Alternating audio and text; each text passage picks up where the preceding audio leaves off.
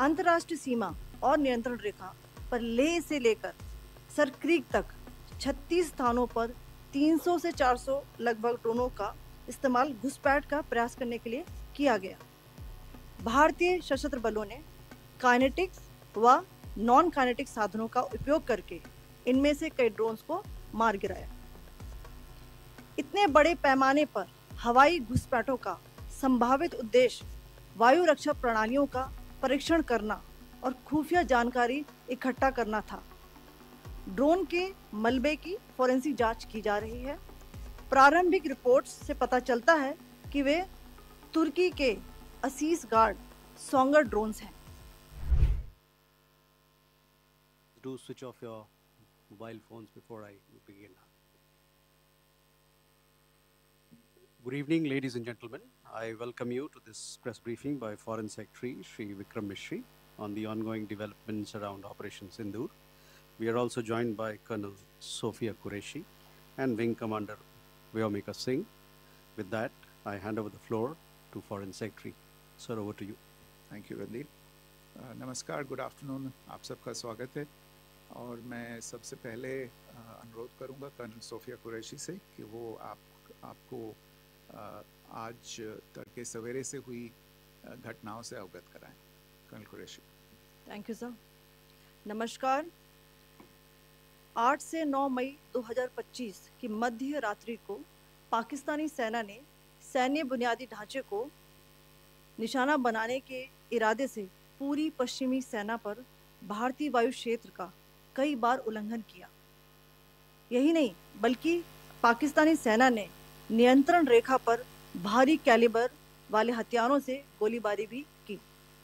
अंतर्राष्ट्रीय सीमा और नियंत्रण रेखा पर लेह से लेकर सर क्रीक तक 36 स्थानों पर 300 से 400 लगभग ड्रोनों का इस्तेमाल घुसपैठ का प्रयास करने के लिए किया गया। भारतीय सशस्त्र बलों ने काइनेटिक्स व नॉन काइनेटिक साधनों का उपयोग करके इनमें से कई ड्रोन्स को मार गिराया।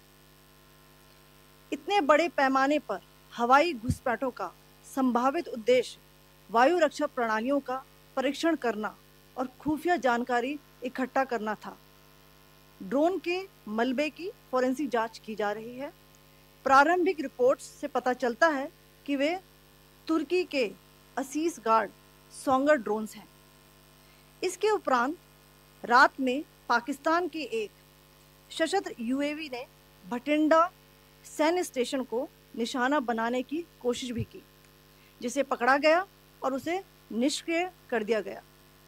पाकिस्तानी हमले के जवाब में पाकिस्तान में 4 हवाई रक्षा स्थलों पर सशस्त्र ड्रोन्स लॉन्च किए गए। इनमें से एक ड्रोन एडी रडार को नष्ट करने में सक्षम रहा। पाकिस्तान ने जम्मू कश्मीर के तंगधार, उरी, पुंछ, मेंढर, राजौरी, अखनूर और उधमपुर में भारी कैलिबर आर्टिलरी गन और सशस्त्र ड्रोन्स का उपयोग करके नियंत्रण रेखा के पार गोलीबारी भी की, जिसके परिणाम स्वरूप भारतीय सेना के कुछ जवान हताहत हुए और घायल हुए। भारतीय जवाबी कार्रवाई में पाकिस्तानी सेना को भी बड़ा नुकसान पहुंचाया गया। इसके अलावा पाकिस्तान का गैर जिम्मेदाराना व्यवहार फिर से सामने आया।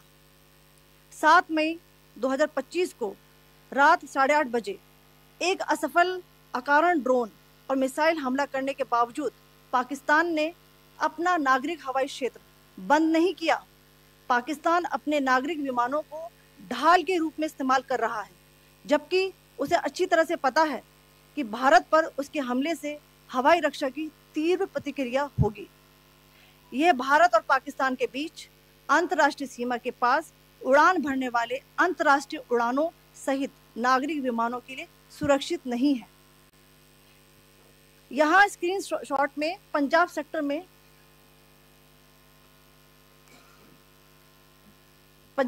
में हाई एयर डिफेंस अलर्ट स्थिति के दौरान एप्लीकेशन फ्लाइट रडार 24 का डेटा दिखाया गया है।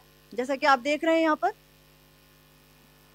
भारतीय पक्ष का हवाई क्षेत्र घोषित बंद के कारण नागरिक हवाई यातायात से पूरी तरह से रहित है। कराची और लाहौर लाहौर के बीच के हवाई अड्डे मार्ग पर नागरिक एयरलाइंस उड़ान भर रही है। हाई अलर्ट किया गया है विमान फ्लाइनेस एविएशन का एयरबस 320, जैसा कि आप यहाँ देख रहे हैं,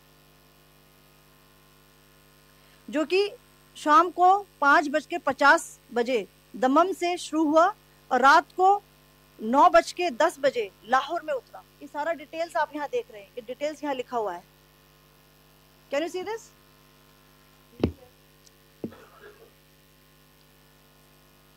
भारतीय वायुसेना ने अपनी प्रतिक्रिया में काफी संयम दिखाया और इस प्रकार अंतरराष्ट्रीय नागरिक विमान सेवा की सुरक्षा सुनिश्चित की।